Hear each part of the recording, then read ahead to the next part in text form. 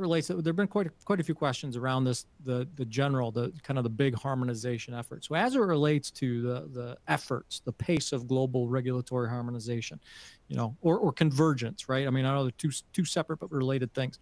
What is the, you know, what is the pace, and is it working? So do you foresee a future where there is a tangible, you know, a tangible benefit to harmonization that is actually like that it's obvious to sponsors and to the space, that there is less of this multi-jurisdiction dossier work, Steffi, that you referenced earlier going around? Kind of give us just a look into the crystal ball and tell us where that's going. And Steffi, I'll start with you since you're on my screen. I mean, that's like the toughest question of all of them. Yeah. I think there are forces in both directions. So I do think, you know, I mean, the ICH process is still alive and well. The membership has increased over the years. So I do think there's movement, right? Even in a continent like Africa, eventually to have a regional regulatory authority there. I think, as far as I understand, it's still not in place, but I think the direction, the vector is in the right direction, right? I think it will. I think there will still be regional expectations. You know, also there's always been countries who want clinical trials on their soil, maybe understandably so, right? Or countries who want you to manufacture on their soil if you want to, you know, be in their market. So there are all these aspects that I think are not necessarily going away, but the harmonization, I think, is going to continue to move. I just also would say keep an eye on other dynamics. There can be regulatory drift that has nothing to do with harmonization, such as what happened with the biosimilars. And sometimes there are events where, you know, an unfortunate outcome on one clinical trial by one company impacts everyone, right? We have seen that as setbacks in gene therapy, as setbacks in certain monoclonal antibodies even. So yeah, those things are also going to be impactful, not just a harmonization effort. Sure. I mean, one point I want to make is that remember that ICH was and is the vehicle through which the harmonization efforts are made.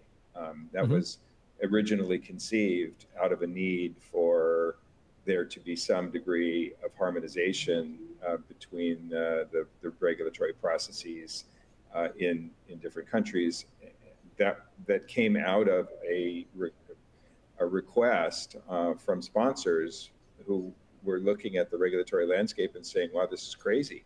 You know, we've got to do individual applications for all these different countries." And as pharmaceutical development and commercialization have become more global in impact, then it just makes more sense. I think it's going to continue.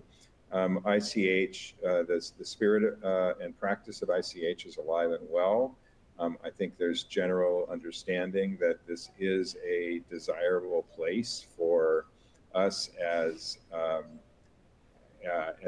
pharmaceutical development community, and the markets for these products to go is you know, to harmonize our systems. And I think that one example that's instructive to me, I did some work in China 15 years ago, and at the time, the Chinese requirements for developing drugs was really very different from US and EU. That situation 15 years later, it looks very different. China is much more aligned now with requirements in the US and the EU than it was back in the 2000s.